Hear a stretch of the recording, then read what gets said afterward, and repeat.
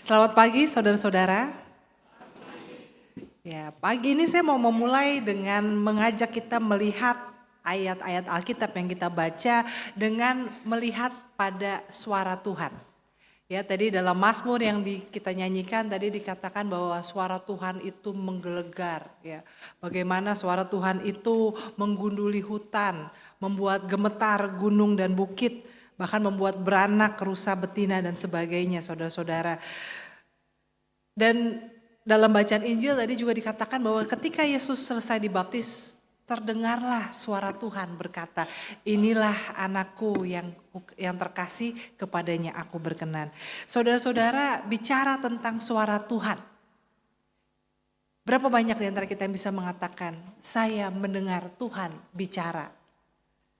Saudara-saudara, tentunya dalam hal ini kalau kita berkata gitu bukan berarti kita harus mendengarnya seperti ketika Samuel dipanggil, ya tengah malam dia mendengar namanya dipanggil, atau mungkin penglihatan-penglihatan yang dialami oleh nabi-nabi. Tapi dalam perjalanan hidup kita, dalam pergumulan kita, dalam doa-doa kita, bisa nggak kita mengatakan bahwa ini jawaban Tuhan? Dengan pasti kita katakan, Tuhan berkata saya harus begini, harus begitu. Saudara-saudara, sebetulnya saya berharap banyak di antara kita yang bisa bersaksi dan berkata ya. Dalam pergumulan saya, dalam doa-doa saya mendengar, saya merasa, bukan cuma merasa ya, bisa mengatakan ini jawaban Tuhan untuk pergumulan doa saya. Tapi saudara-saudara, jangan-jangan mungkin lebih banyak di antara kita yang merasa bahwa seperti apa suara Tuhan. Bagaimana saya bisa tahu bahwa itu jawaban Tuhan.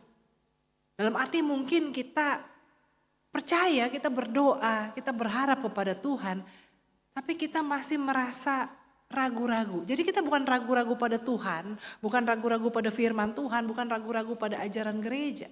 Tapi kita ragu-ragu ketika kita menggumuli sesuatu, ini jawaban Tuhan atau bukan. Ya, jadi kita ragu-ragunya tuh, mampukah aku mengenali bahwa inilah jawaban Tuhan, atau jangan-jangan itu bisikan setan ya, atau mungkin itu maunya aku sendiri, atau itu tekanan pergaulan dan sebagainya. Saudara-saudara, tentunya juga berbahaya kalau orang yang sedikit-sedikit mengatakan ini suara Tuhan ya, sedikit-sedikit mengatakan Tuhan berkata kepada saya, apalagi kalau pesan-pesan ilahi itu dikenakannya kepada orang lain ya. Kamu harus begini, Tuhan bilang sama saya kamu harus begini ya. Tuhan bilang kepada saya kamu harus kasih duit ke saya gitu kan. Nah ini yang kayak gini kan bahaya ya saudara-saudara ya. Atau mungkin orang tua kepada anak juga ya. Tuhan berfirman, anakku kamu harus hormat pada orang tua. Ya memang benar Tuhan berfirman gitu. Tetapi ketika kita mengklaim suara Tuhan untuk orang lain yang melakukan, untuk kepentingan kita, ini sebetulnya berbahaya. Tapi buat kita yang dengan tulus, dengan sungguh-sungguh menggumuli Tuhan, apa jawabanmu? Untuk pergumulan, untuk pertanyaan saya, maka menggumuli suara Tuhan itu tentunya menjadi sebuah bentuk kerinduan kita pada Tuhan. Sesuatu ketulusan kerinduan kita akan hati kita diteguhkan bahwa Tuhan menjawab pergumulan kita. Nah saudara-saudara, yang menarik tadi saya katakan dalam Mazmur dikatakan bahwa suara Tuhan menggetarkan gunung, menumbangkan pohon, menggunduli hutan. Suara Tuhan berkuasa atas air bah. Nah ini bukannya mau mengulang cerita-cerita ya aduh basi gitu ya, bicara lagi soal bencana Sumatera. Tapi ketika saya membaca Mazmur ini, saya berpikir gitu ya, ketika zaman dulu ketika hutan gundul, ada air bah, ada banjir besar yang melanda, maka refleksi manusia adalah ini bencana alam ini adalah bagian dari kehendak Tuhan, kuasa Tuhan. Tapi di zaman sekarang kita nggak bisa ngomong gitu. Kita bahkan nggak bisa mengatakan bencana alam di Indonesia itu adalah bencana alam, karena itu adalah bencana manusia.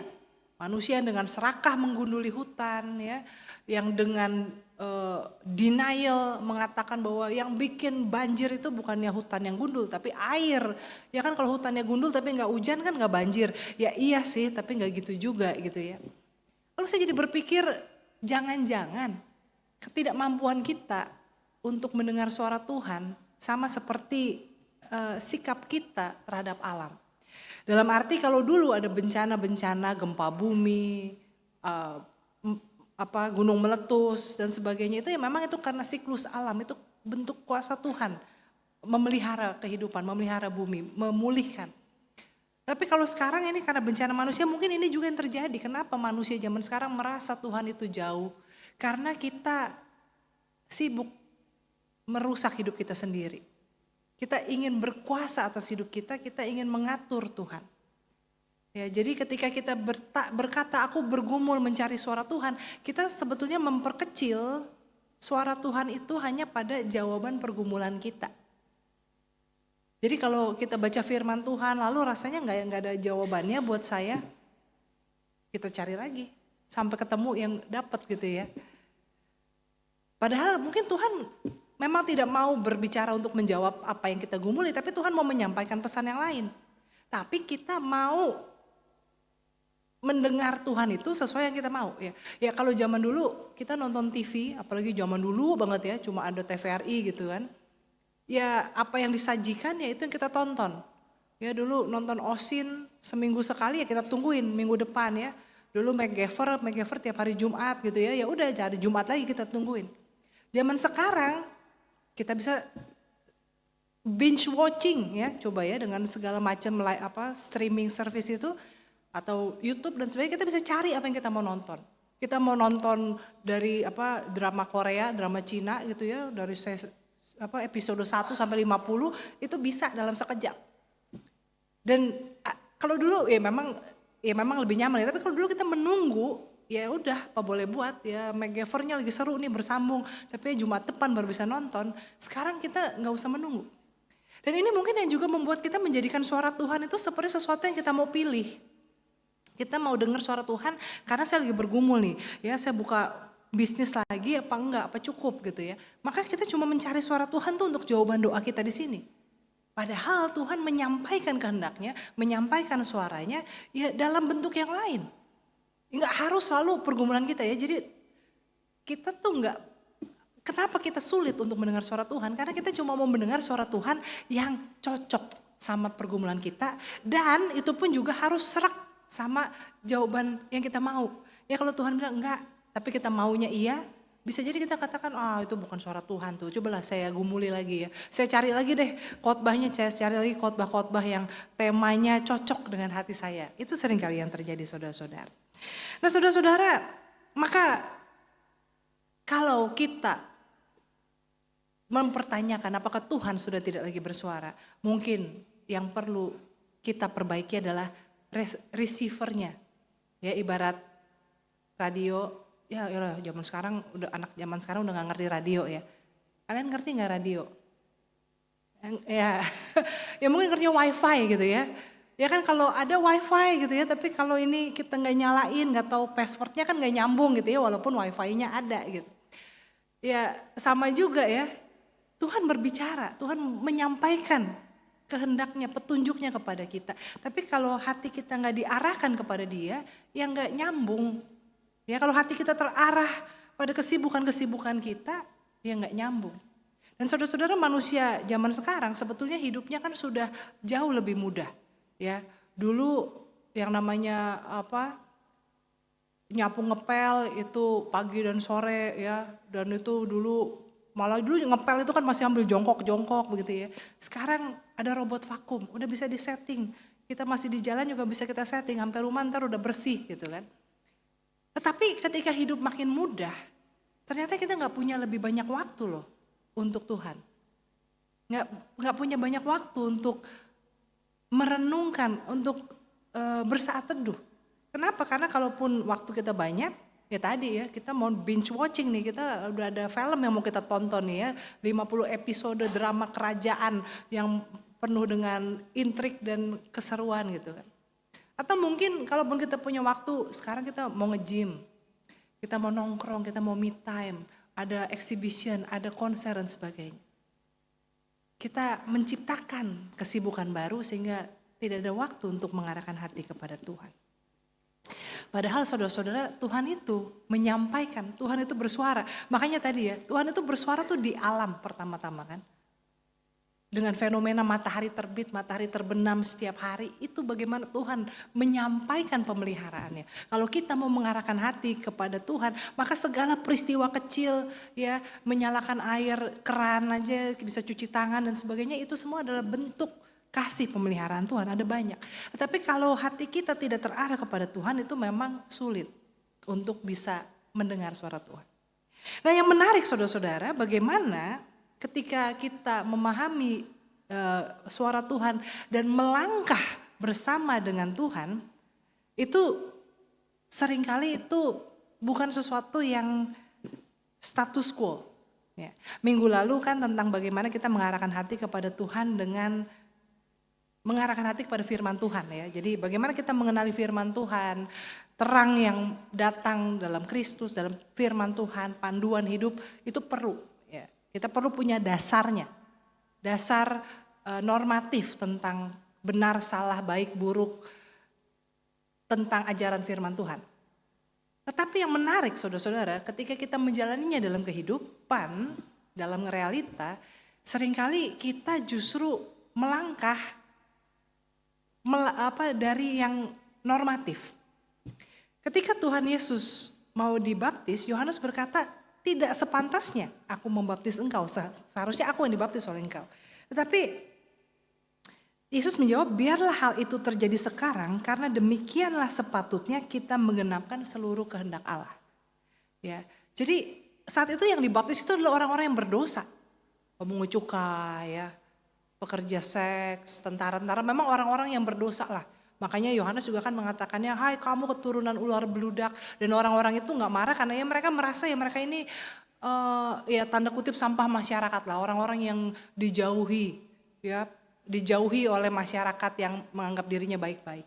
Dan mereka yang dibaptis. Loh, Tuhan Yesus kok datang di kerumunan itu. Ya. Sama juga seperti ketika Petrus membaptis Cornelius dan keluarganya. Saat ini kita sih sekarang melihat itu biasa, ya.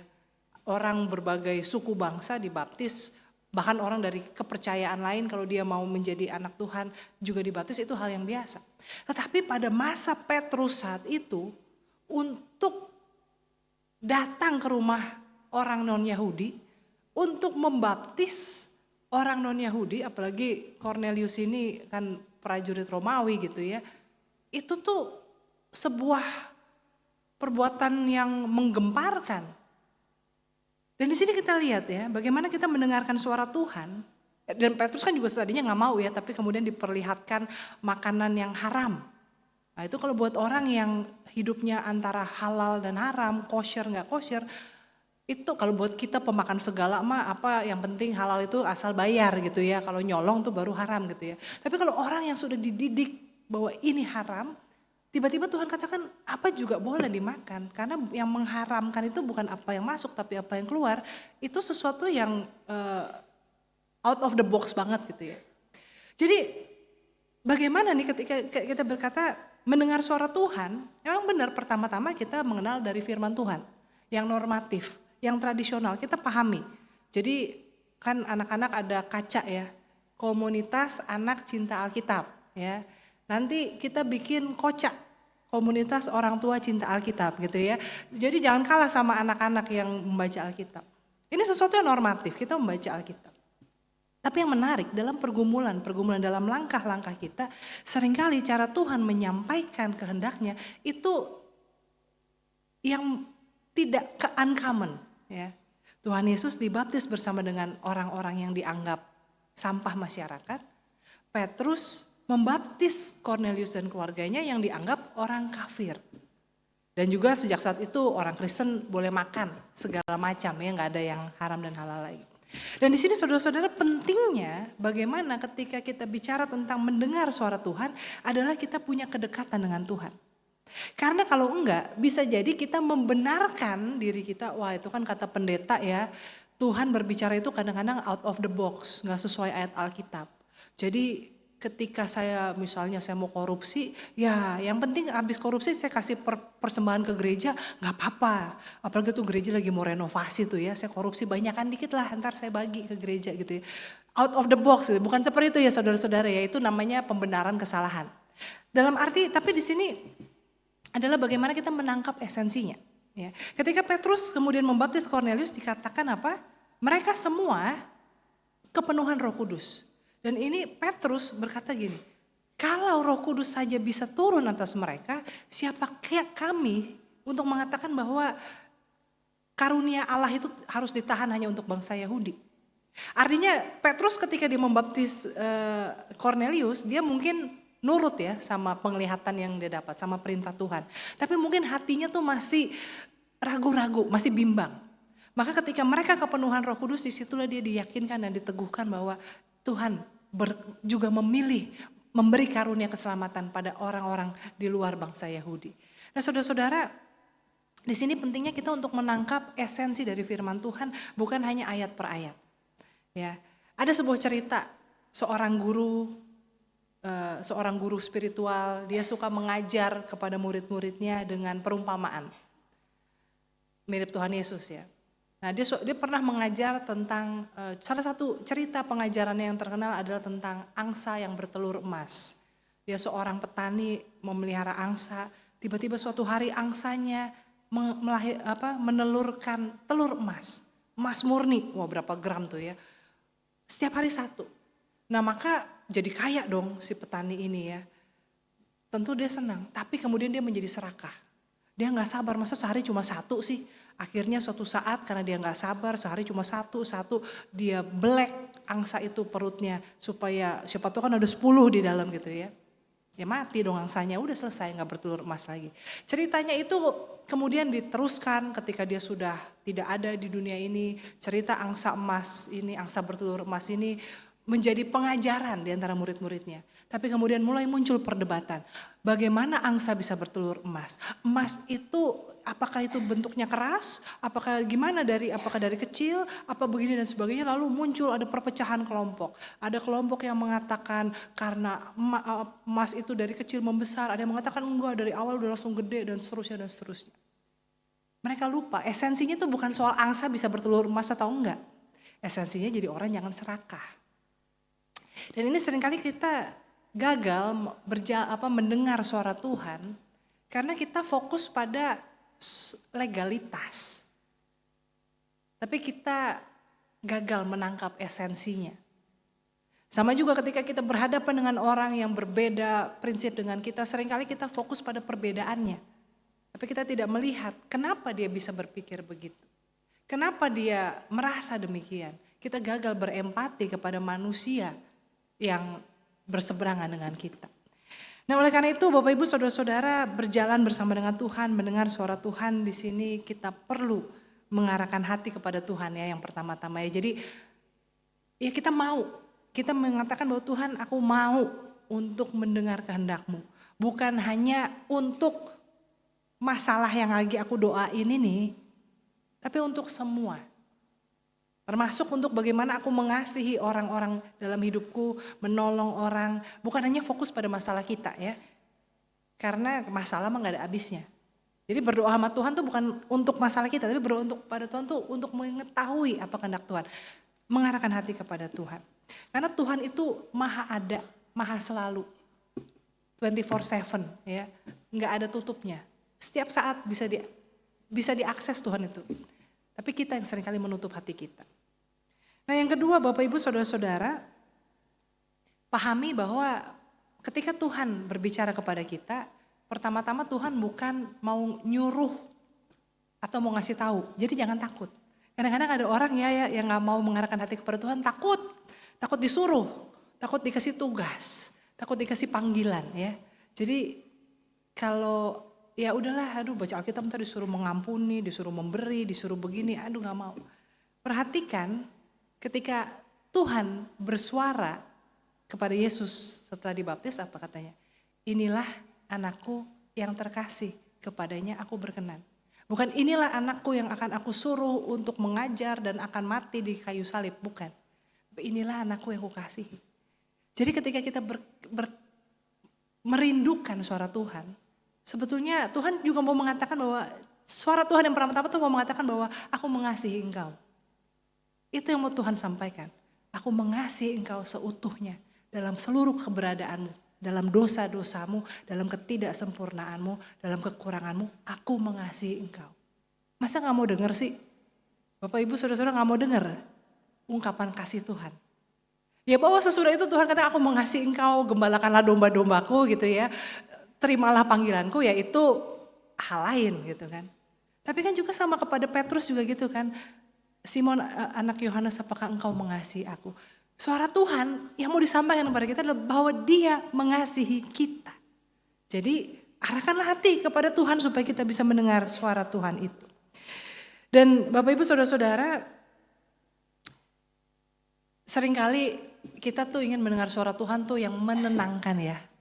Yang mengademin hati, meneguhkan, jangan khawatir, Tuhan akan pelihara, Tuhan akan sediakan, jangan khawatir. Tapi tadi juga ya di Mazmur dikatakan suara Tuhan itu menumbangkan pohon aras Libanon. Karena suara Tuhan hadir juga untuk menggoncangkan kesadaran kita. Menggerakkan, membolak-balikan hati kita. Membuat kita gelisah di hadapan ketidakbenaran. Membuat kita resah di hadapan ketidakadilan. Membakar hati kita dengan semangat untuk menyampaikan apa yang baik, apa yang benar. Sekalipun ya mungkin gitu kan, seperti orang-orang di sekitar kita mungkin seperti Yohanes Pembaptis. Ngapain? Nggak perlu. Tapi kalau suara Tuhan berbicara seperti itu kepada kita, maka melangkahlah bersama dengan Tuhan. Saudara-saudara, sekali lagi suara Tuhan itu 24/7. Ada, kalau bukan hanya pada hari Minggu atau kalau kita udah puasa 40 hari baru Tuhan akan ngomong sama kita. Yang pertanyaannya adalah maukah kita mengarahkan hati kepada Tuhan atau tidak. Dan yang kedua adalah bahwa ketika kita mengarahkan hati kepada Tuhan, sadarilah pesan pertama adalah bahwa kita dikasihi. Tuhan mengasihi kita. Dan kalau dalam perjumpaan kita dengan Tuhan, Tuhan menggerakkan hati kita, memberikan pesan, memberikan tugas, memberikan panggilan. Terimalah itu, melangkahlah bersama dengan Tuhan. Biarlah kiranya Tuhan menyertai kita dalam perjalanan hidup kita. Amin.